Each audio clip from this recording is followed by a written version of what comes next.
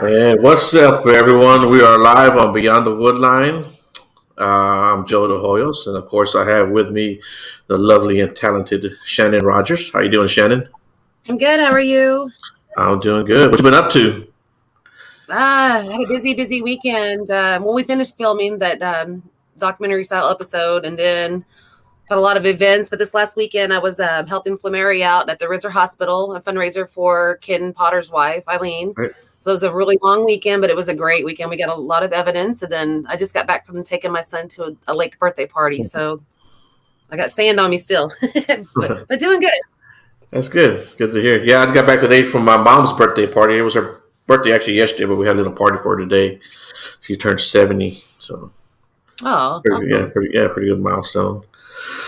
But of course, as always, people don't tune in to listen to me and you talk. They tune in to listen to our guests, like Thom. How you doing, Thom? I'm doing quite well, actually, all That's things good. considered. That's good, man. So for those of us, those people that may not know you, why don't you tell us a little bit about yourself? I know you're in the Bigfoot community. I am. I've been researching Sasquatch for 63 years. I started in 1958 with the Jerry Crew incident. Okay. And then from then till late 60s, it was mostly just reading and research. I read everything Dr. Ivan Sanderson ever wrote about them. And then I spent 9 years in the Navy between 1961 and 1970, and there isn't much chance for physical research when you're 300 feet beneath the surface of the North Atlantic. Wow. But I got out. But I got out in 1970. The Navy last 2 years in had given me my choice of duty stations, and so I was at the Polaris Missile Facility at Bangor on Washington's Olympic Peninsula. Awesome. And tried to find a place better than that for researching Sasquatch, and I'll if you come up with one, I'll go there. But let me tell you, the peninsula was fantastic. Right. When I got out of the Navy, I started college, went to college, got a degree in logging engineering, forest engineering. Okay. And that said, I never worked a day as an employee of a company as a logging engineer. I had my own logging company going by that time, and I did a lot of consulting work in the state of Washington. If you're going to build a road that crosses a stream used by anadromous fish runs, that's salmon and steelhead fish that spawn in fresh water and then go to the ocean and then return to spawn, you have to have a permit from the state. And in order to do that, you have to have a report. And I would go in and do those reports. I'd go in and design the bridge and do the soil tests and stream flow and all the things that have to go into that. But a lot of times these sites were 4, 5, 6, 7 miles off the road. They were back in timber, and so you'd have to hike in. Well, I learned really quickly that the last thing you want to do is hike in, do your measurements, hike back out, sit down at your desk in the evening to do the drawing of it, and figure out you'd forgotten to get one measurement that you needed. So have to hike back in the next day. So what I did is I'd just sit there and after I got all my measurements, I'd sit down and do just a rough drawing, just to make sure that I had all of the measurements there. And this was the time that I started seeing Sasquatch. You'd be sitting there working. Yeah, you'd be sitting there working, and all of a sudden you hear just a little up-down whistle that they did. And I came to find out that means, hey, he's over here with me. I got my eye on him. And I'd hear that, and I'd look up, and there'd be one peeking around a tree at me. Oh, hi there, big guy. What are you doing today? And he ducked back behind the tree. And this went on for 10 years that this happened. Yeah. And I had other experiences there too, more dramatic than that. But you'd be walking in and be a little no-name creeks. I mean, you could step across and a sandbar, and in the middle of that sandbar would be a fresh track, 15 inches long. And nobody had been there to make that track because there hadn't been a human being there in probably 400 years. Wow. This is old growth timber, 400, 500-year-old timber. And, people don't go in there. There's nothing there to draw them. There's no game. There's no game under old growth timber. It's Right. that has to be light. There's no light in the floor of an old growth forest. So, it kept my interest. And I got thinking, this is where a little deal came up. I wanted to know more about what I was seeing. So I sat down to do the math on it. Being an engineer, you have to measure things, right? It's part of your genetic makeup. You can't just sit and watch something without measuring it. And so I start measuring these tracks, and then engineers have a device called a planimeter, and it's a device for finding the area of irregular forms. Mainly it's used like for gravel dumps and such like that, so you can figure the volume that's in a gravel dump. But I used it to figure the area of the foot. Okay, you can take and you run around the perimeter of it, and that'll give you the area that you encompass. And doing that, I was able to determine that knowing the length and then finding the area, you can find the average width just simply by dividing the known area by the length of the foot, because area is length time width, right? And so that I then had a standard I could use. If the track was 15 inches long, I knew the track was 40% as wide as it was long. So if it was 15 inches long, it was 6 inches wide on the average. Okay. Now I had that information. All I needed now was the length of the track to know the area. I didn't have to use a planimeter. Now the next thing I wanted to know was weight. Well, I started out by estimating. I had cattle all the time, and I was buying a lot of cattle at auction. And I could estimate the weight of a steer in the auction ring within 20 pounds. So I was fairly good at it, but that wasn't close enough. So what I did is I worked from there, and I took I had the area, and I knew, from Anatomy 101, if you have the length of the foot in a primate, the height is going to be 6.5 times that length. So that same 15-inch track, that same 15-inch track is going to yield an individual that's 97.5 inches tall, 8 foot 1.5 inches. Okay, so now I had track width and track length and area and height, all from just measuring the length of the track. Then I decided to work on weight. And what I did is I built a little device, and I could load it with sandbags, each one as I put it in. So when I found the track, I'd set my little device up to have 1 foot on it, and I could change that to different size feet to match the area. Then I would load my device until it sank the same depth as that foot was. Now I had total weight. I had the area. I could determine pounds per square inch. And I found out over the years that the average pounds per square inch was 7.5. So now with that 15-inch track, knowing that 6 inches wide, that's 90 square inches, at 7.5, he's 675 pounds. So you give me the length of the track, and I can tell you his height, I can tell you his weight, and everything but the color of his eyes. That's pretty cool. Now, does that mean every one of them is exactly the same? No, that puts you in the center of the bell curve. Okay, that's the average. There will be perturbations around that, but Right. it gives you a good place to start from. Okay, and that was research done back in the very early 1970s. I did see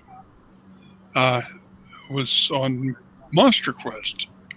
The second trip to Snellgrave Lake, they had a track, and they developed a device. They were very congratulatory with themselves about developing this device to do the same thing. I said, you're only 40 years late, but nice work.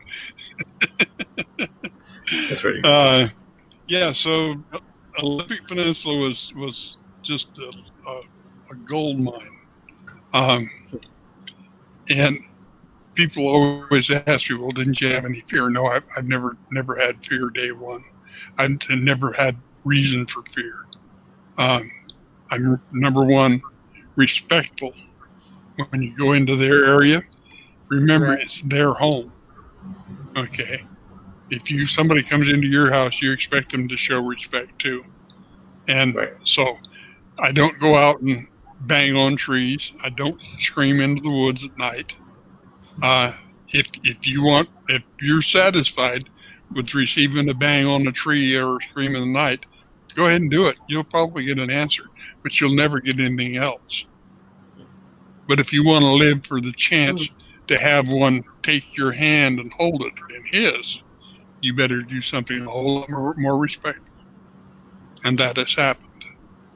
My hand disappeared right up to about here in his, but it happened. That's awesome. So that's just one of the things that happened there.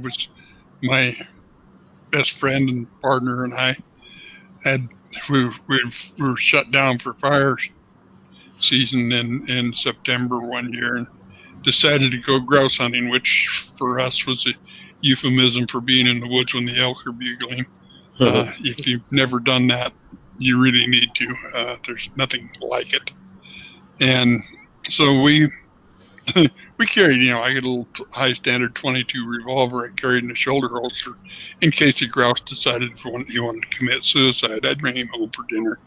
But that was, mainly we were there for the elk.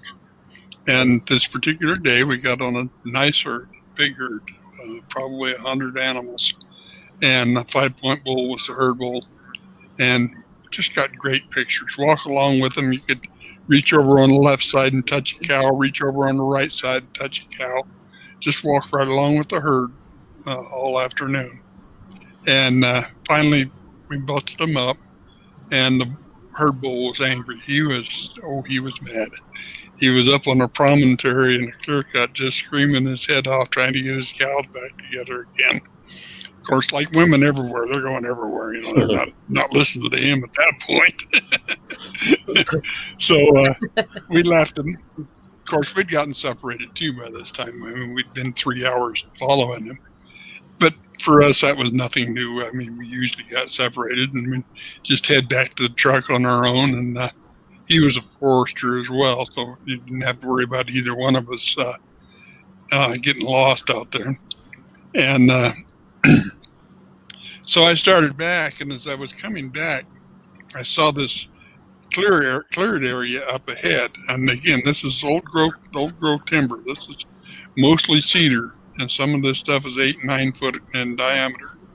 Okay, so when you see something clear, it's a cause for interest. So I just eased up very slowly on it, and there was a great big spruce tree right next to the edge of it. It turned out it was an area of blowdown. This happens occasionally. You get one big old tree that dies and it blows down, leaves the one next to it a little weak because of the root system. And at any rate, about 5 or 6 acres had been blown down there. And as I peeked around the tree, there were 2 bears picking mushrooms off these down trees. And I love oyster mushrooms too. You just pick them right off the stump and eat them. They're just absolutely delicious.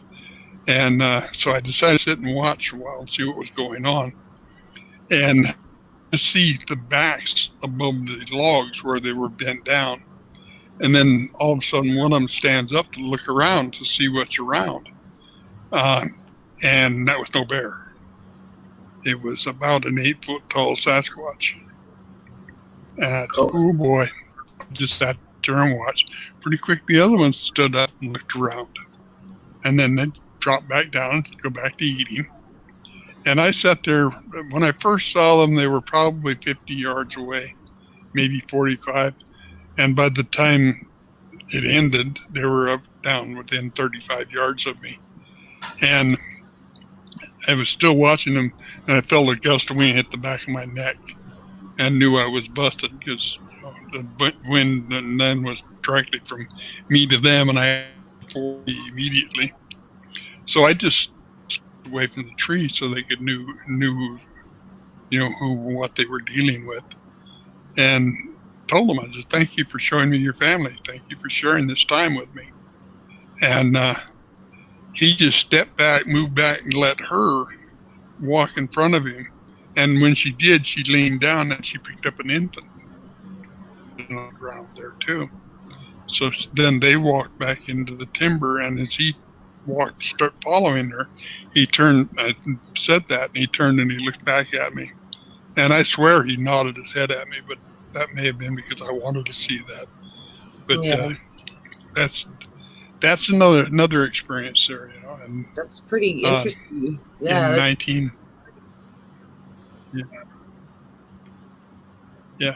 In 1978, I took a job in Northern California, bullbucking for a timber company. Bullbuck runs the cutting crew, and it was a terrible job. All I did was keep good people from working, and but I had to. The sawmill was right on the California-Oregon border. I mean, it was so close. The owner's son's house was in California and his garden was in Oregon. Okay, if you can place that.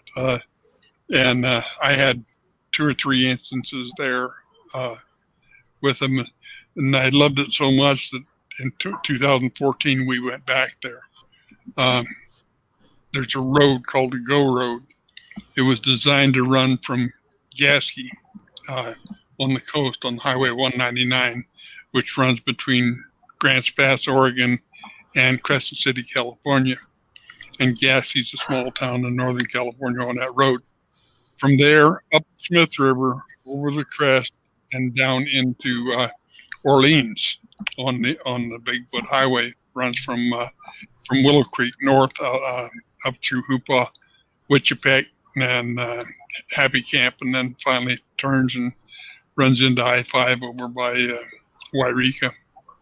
And but that road was paved on both ends, and the middle 20 miles or so was just gravel, and they never did finish it. It stayed that way.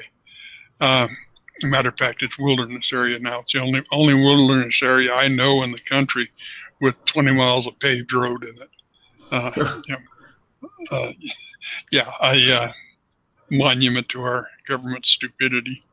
But it's because the tree huggers wanted to stop the construction of that road. Because it would have made it too easy.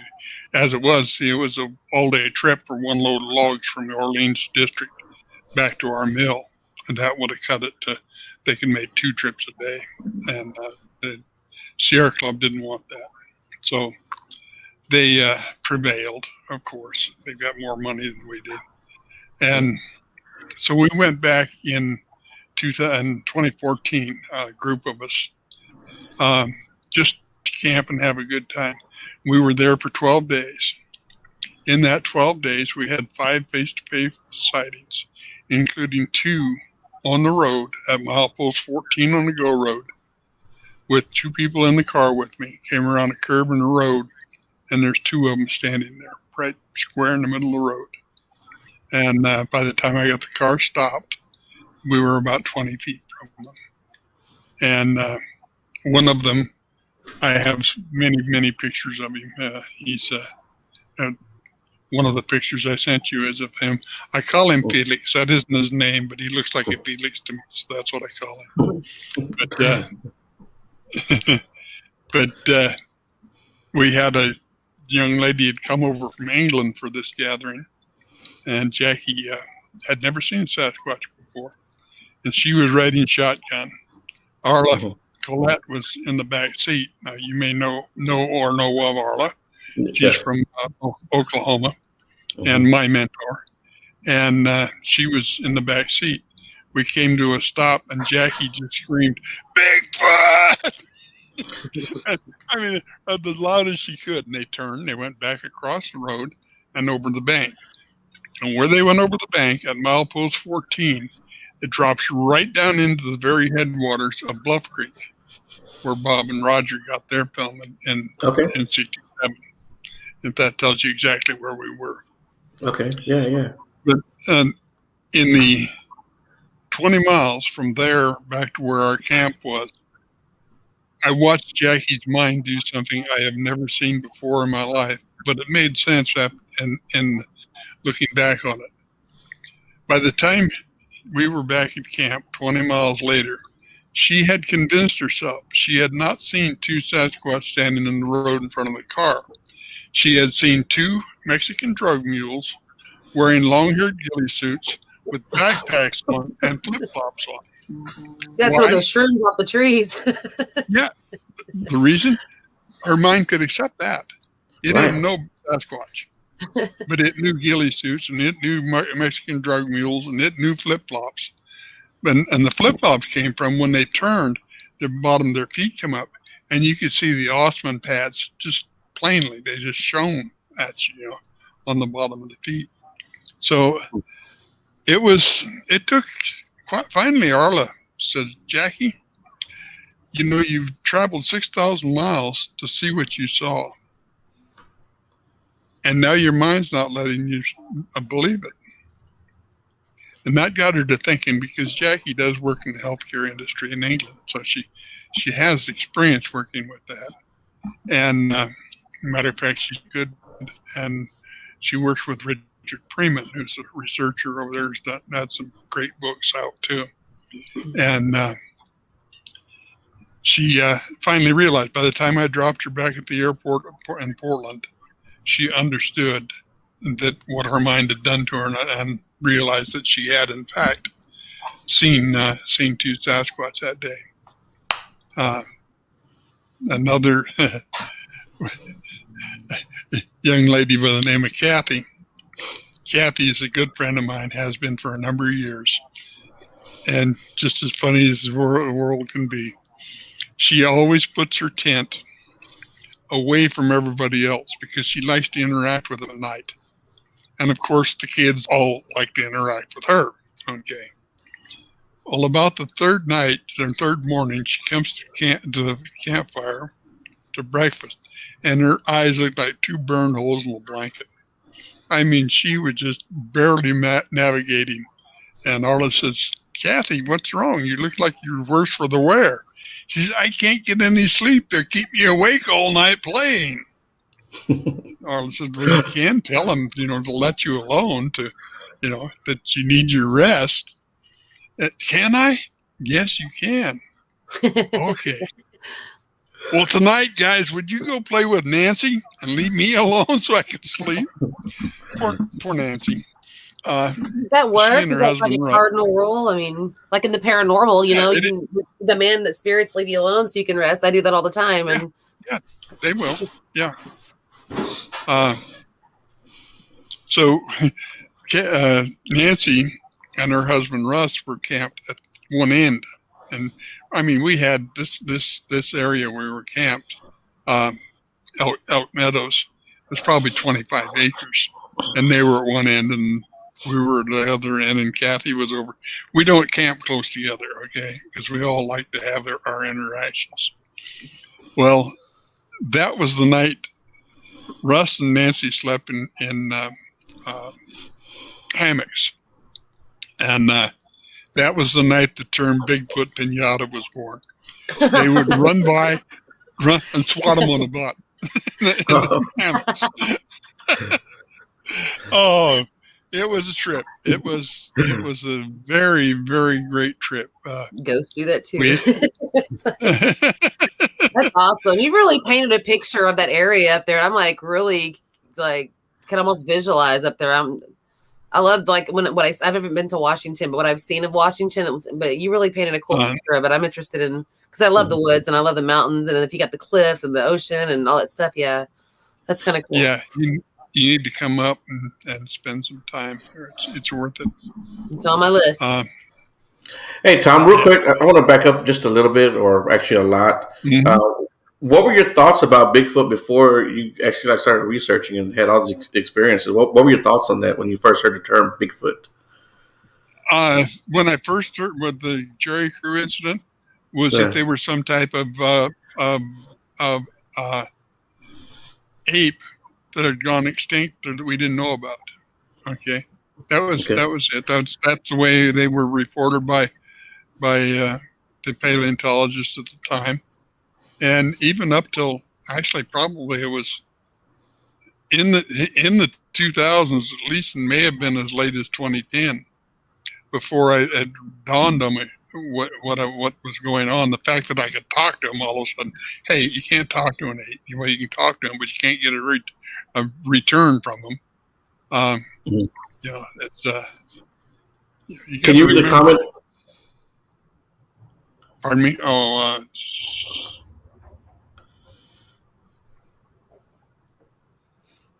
But, yeah, believe me, it's my opinion that we do them a favor by having mainstream science and government not know they exist.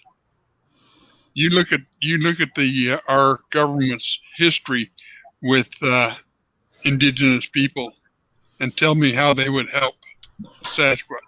Right. They don't need protection. They do very well on their own. Their population is very stable. They control it at the level they want it. Okay. For science or government to step in to try to take over would do nothing but beginning of the demise for them. And you use you use the term indigenous people. Do you believe that they are a people and not just a regular primate? Absolutely. Okay. They're a primate. We're a primate too. Sure. Okay. But they are a human.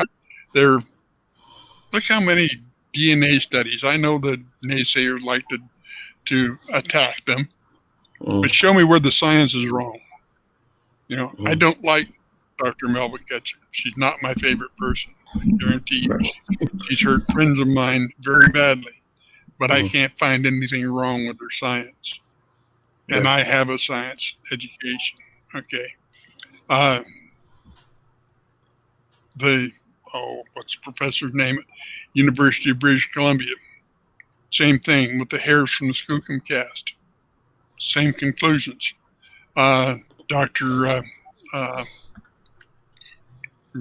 Remember what I told you about short-term memory? Was with Dr. Meldrum at Snowgrove Lake on the TV show Monster Quest. Dr. Kurt Nelson did DNA studies, showed the same thing. Right. Okay, only two markers different from pure human. Mitochondrial DNA comes back pure human. That's why all these people that did DNA testing on hair came back that's human hair, because you can only get mitochondrial DNA from their hair. You can't get nuclear DNA. So that's what you're returning is human DNA, mitochondrial DNA. That comes from mitochondrial DNA comes from your matrilineal line, your mother, your grandmother, great grandmother, right on back. Right. And you have to have other body tissue to get the nuclear DNA. Now the nuclear DNA has other markers in it. the kicker there is over 20 billion samples in GenBank, and it isn't among them. We don't have any idea what it is, where it came from. Personally, I think it's probably from a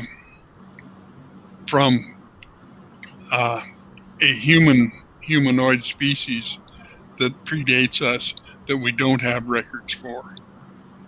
Okay, there was a scientific paper written about 4 years ago now that states that over 90% of all humanoid species that ever lived have never left archaeological evidence. So that means only like 8% have. So there's a lot out there that we don't know. And the problem is, we don't know what we don't know. We might think we don't know everything there is to not know, but no, we don't even know what we don't know. All right?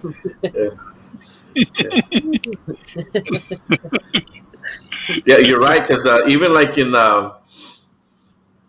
even now in present day, they still find stuff from ancient civilizations that had like 1 million people in their in a population that they just discovered, in the rainforest and out in the middle of the Sahara Desert, So different civilizations around it.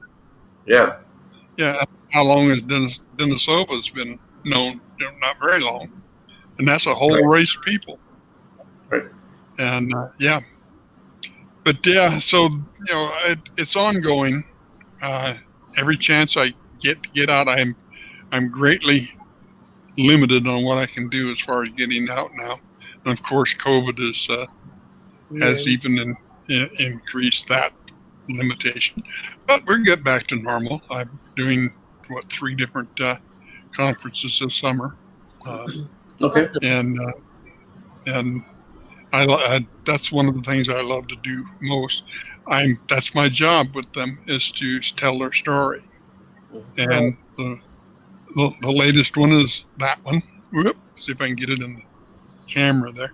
Sasquatch Face to Face. It's an anthology of 32 chapters of face-to-face encounters. Awesome. They've all been vetted, and there's one thing that I realized in doing the research and writing it: how many people report their sightings, and how afraid they were, how scared they were, and there's no reason. Right. It's not doing anything. It's just watching them, but they're terrified. No, don't be terrified. So that's what it's all about. Well, I know I've heard some pretty terrible encounters. I'm sure you have too. Mm-hmm. So why do those happen, you think? I think a lot of it's in the person's mind. I think something happens and they just know. It's like the people traveling the Oregon Trail going west from Missouri to Oregon. They had their mindset so bad about what the Indians were going to be like. There was no trouble with the Indians. Every piece of trouble on the Oregon Trail with Indians was instigated by the white people on the wagon trains. They weren't bothering the Indians, and the Indians didn't care. They were just going through. Okay? It was the white people, due to their inherent mindset, that caused problems as time went along. Okay? And it's the same thing there. And I noticed too that I can almost put a finger on the area of the country where the report comes from as to what the reaction is too. People are raised differently. There is nothing to fear with these people as long as you're respectful and you pay attention to what you're doing. Never ever get between a mother and her child. I don't care what species you're dealing with. Okay. It's common sense. Yeah. It's just something you don't do. Okay. Yeah, and that's kind of where I was going with it. I think anytime there is an aggressive encounter, I think it usually is someone doesn't realize that they did something they shouldn't have done. whether it's getting in between their Exactly. cub or the young one, making calls that they have no idea what they're doing, um, Mm-hmm. or just being disrespectful to their territory or invading their territory, stuff like that. I think that's probably a lot of what the aggressive encounters are. And like I said, that goes with any species, whether it's a bear or a house cat. That's right. That's right. That's the worst thing you can do. Mhm. The other thing is listen. Have I ever gotten in some place I shouldn't have been and been told to get out? Yeah, I Right. have. What did I do? I left. Right. I came back later when it wasn't a problem. I don't know what the problem was. Maybe it was a mother and child. I don't know. But there was some reason I wasn't supposed to be there. And now, after 68 years of doing this, they all know me anyway. I mean, it's now when I go out, they come to check in with me. I've always I learned from those days I was talking about when I was doing those hydraulics reports that the way, if you want to learn about these things, and I've got it stylized now. I have a folding chair, a nice chest that I put fried chicken, boiled eggs, and Diet Pepsi in. We go find the place where we're going to do our research. Open up the chair, sit butt down, reach in the cooler and grab a Diet Pepsi and a piece of chicken and a boiled egg. Open up my Kindle to whatever I'm reading right now, and sit there and wait. Because they'll come to you. They're very curious. Yeah. They want to know why you're there. And just wait and listen. Pretty quick, you'll hear. Okay. Then you Yeah, start. there's actually a spot in San Houston where I whistle and I'll get a whistle back. Mm-hmm. Yeah. So I've heard that whistle several times myself, and Mm-hmm. and that's mainly what I do when I go research. I usually just act normal or try to be a normal person. I try not to, do anything Mm-hmm. strange. They, Try not to. they love our music. We have a lot of fun with our drums and flutes That's and cool. such. And we'll I like sit in the evening and play that. Mhm. And they love to watch people having fun. And you got to remember, it's usually kids that are in your camp. Right. It's juveniles and young adolescents. And who gets in more trouble in any species than adolescent males? Right. Okay? They're going to do something stupid. I don't care what species you got. If Right. something stupid is going to be done, it's going to be an adolescent male doing it. Okay? Yeah. Especially when it comes to primates, right? Yeah, exactly. Mhm. But it's the same thing with salamanders. Adolescent males are, yeah. But yeah, and you just play on their terms. You're on their ground. Just do it their way, and you'll have the time of your life doing it. Yeah. I really Yeah. sorry. What's Pardon that? I just really like your approach on it, the way you explain it and your view on it. That's really, because Joe does the cryptids and the Bigfoots, and I do the paranormal side. But you've really helped me get more of an idea, a feeling of how these people operate and stuff like that. So I appreciate that. It's kind of cool. And let me ask you something else, Tom.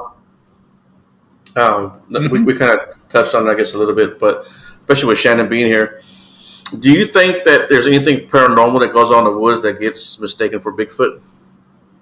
Oh, I'm sure there is. There's lots of critters out there we don't know about. Right. Again, we don't know what we don't know. And I've only learned within the last year and a half. What branch of the new branch of physics is that called? Again, I can't remember.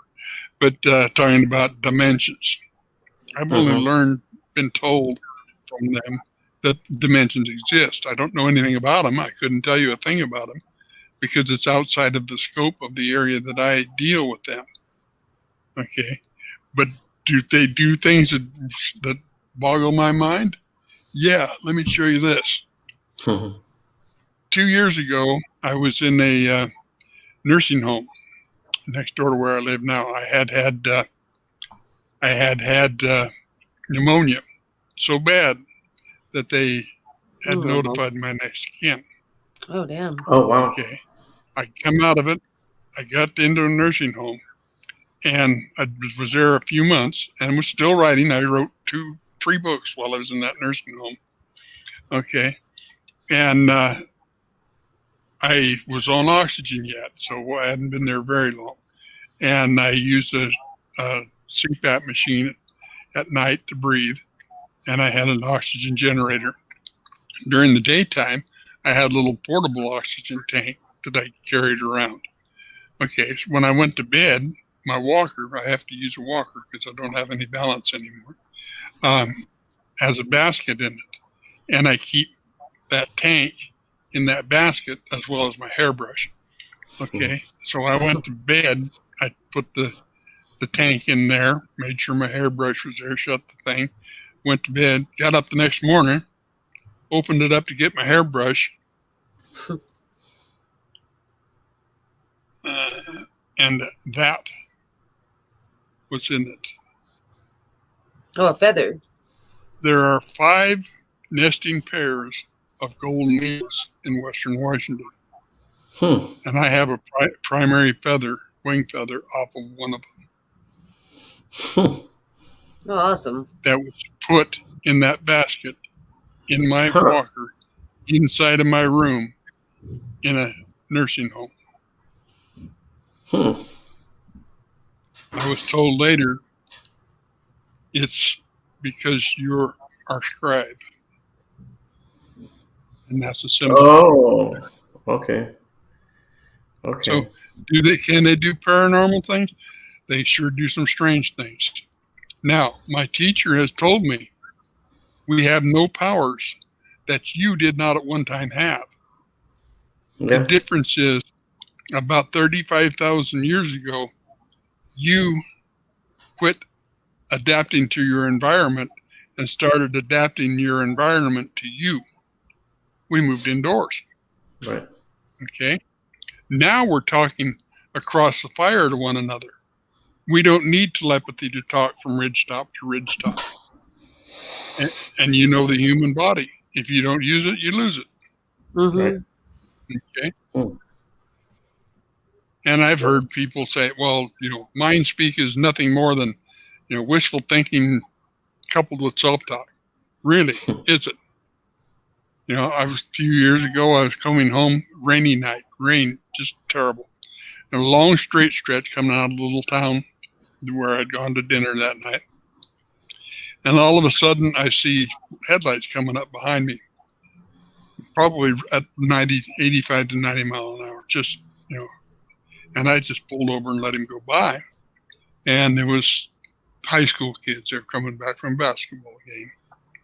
And I pulled back onto the road, and voice said in my mind, slow down, they're not going to make the curve. Well, they disappeared around the curve. And let me tell you, going around that curve was the last thing I wanted to do that night.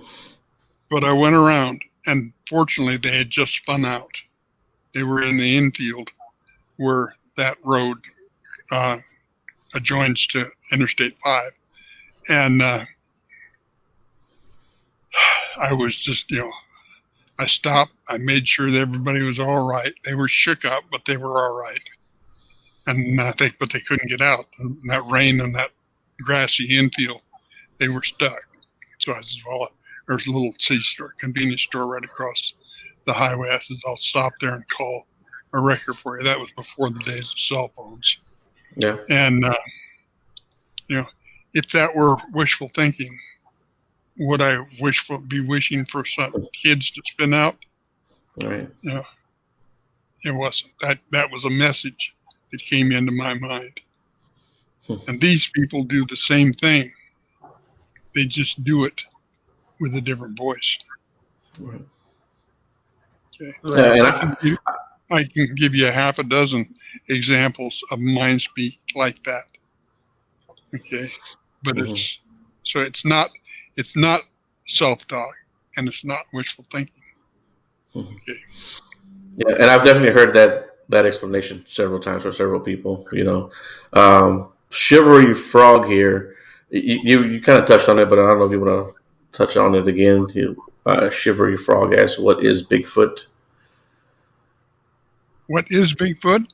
Bigfoot Yeah. is a human hybrid. Very basically speaking, I think they're more intelligent than we are. They don't want to have anything to do with us. That says a lot for their intelligence. Right.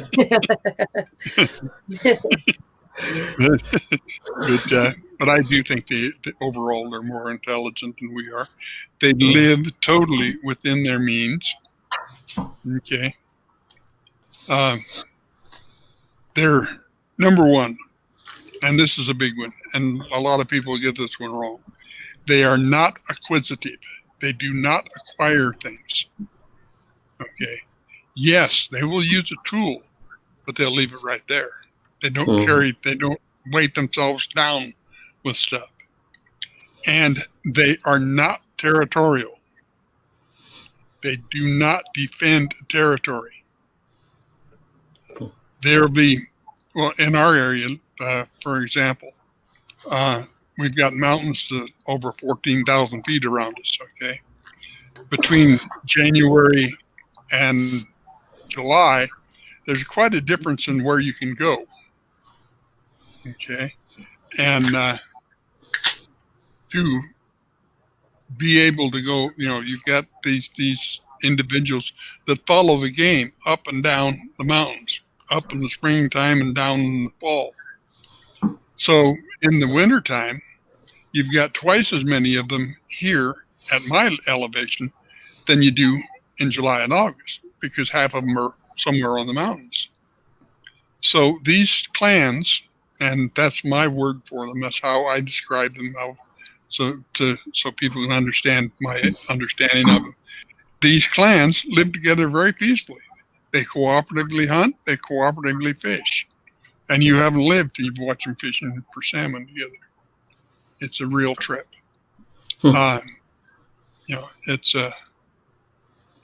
It's just a wonderful thing to spend time with them. I'd rather spend time with them than most of the people I know. There's a few I like, but do you find any correlation with them? And I guess sometimes they're spotted within like a UFO, or they're spotted within certain miles within UFO. There again, as a matter of fact, part of the book I'm researching right now is going to have some of that, because the research group that I'm doing the book on, maybe you've heard of them, Squatching with Barb and Gabby, are good friends of mine. Okay. I've been working with this group for several years now, and they have some UFO orb type material and things that fit in with the work they're doing too.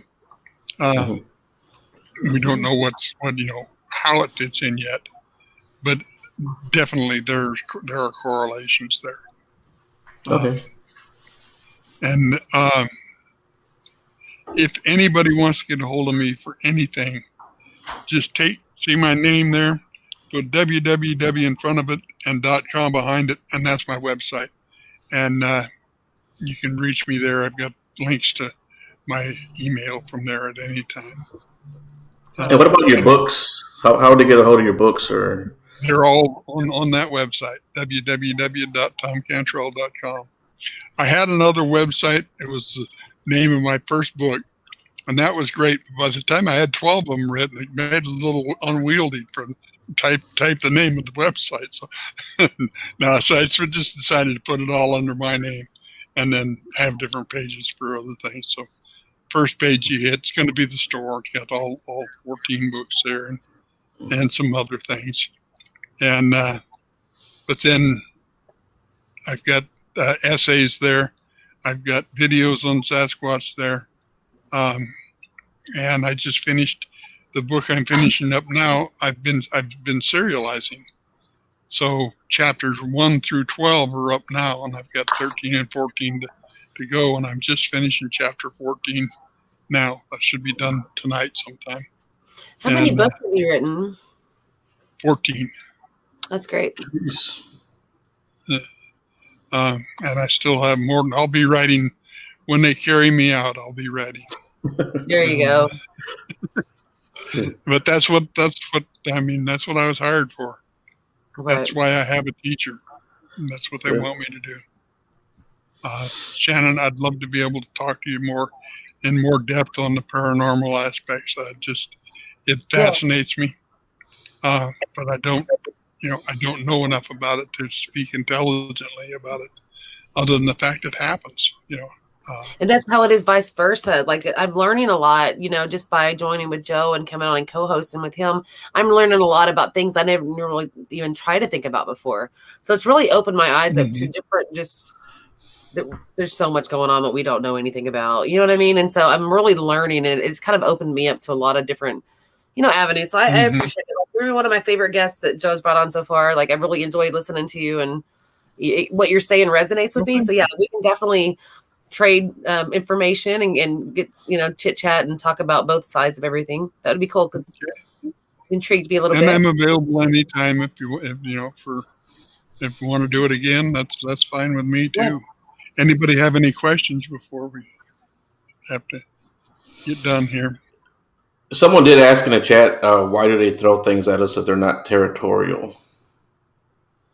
99.99% of the things thrown at you are being thrown by juveniles. Okay, juveniles, okay. They're just playing with you. If they wanted to be harmful, they hunt with rocks. Okay. You think they couldn't hit you? Does anybody ever get hit with them? No. They're just getting your attention. Yeah. Yeah, you know what? You're right about that. I remember hearing a story one time about some people getting rocks thrown at them, and one of them actually got hit, and they could hear them go, like they were surprised they hit the person. Again, back to Snowgrove Lake, Monster Quest. Dr. Meldrum, Dr. Nelson, this whole crew, they'd been there a week or so, 10 days or something like that.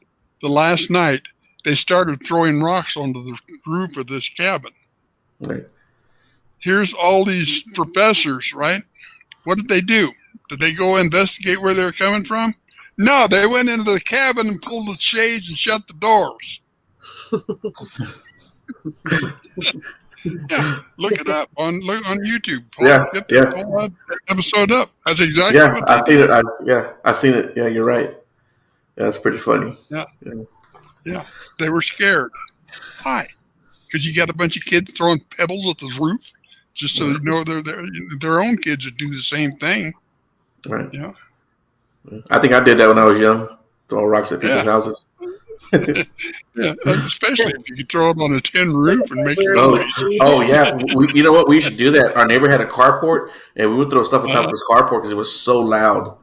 And it wasn't nothing bigger than a rock the size of a quarter, but when it would hit, it was so loud. We used to do that. I've heard of kids like throwing rocks at passing cars. They'll hide in like the creek beds and stuff like that. It's just stuff, like you said, adolescent, male adolescents, egg in houses, stuff like that. Yeah, throwing eggs at passing cars. Done stuff like that. So. Yeah, we egged more than one house in my lifetime too. Feed a tree or two in someone's yard. Yeah. I wouldn't know nothing about that. Yeah, of course not. The old dog poop in a paper bag, light it on fire, stick it on the porch. My dad used to do that at his work. He'd take an old purse he would find like the dumpster or something as a joke, and he would put it behind his shop and make somebody think they would have like dog poop in there, and they would just start laughing when the people would stop, pick it up, and then stop and throw it out the window. It's just like they would glue coins to the floor, to the ground, and watch people try to pick them up. They got bored, I guess. I don't know. Tell you what, one more little anecdote here. My friend Sue and I were camped at Three Bears Springs in north central Oregon, and it's at the end of the road. I mean, it's wilderness area on three sides. And we could hear them running around kids running back and forth through camp all night long. And all of a sudden, you heard one trip and went woof at the ground. I just about died laughing. It was so dang funny. But they'd pick up the water barrel and shake it, and then it's just they're just more fun to be around than you can imagine. And I want to thank you guys for having me on. It's been absolutely great. We've got a good show going here. Thanks, man. I appreciate it. Yeah, it was good having you on too. Now, if you could possibly send me a link, I'll get it out. Okay. Yeah. I'll do that immediately so we can hang up here. I have a quick question before we cut it off real quick. Sure. How many encounters would you say that you've had actually with Bigfoot? I mean, if you could just guesstimate a number. 75. That's awesome.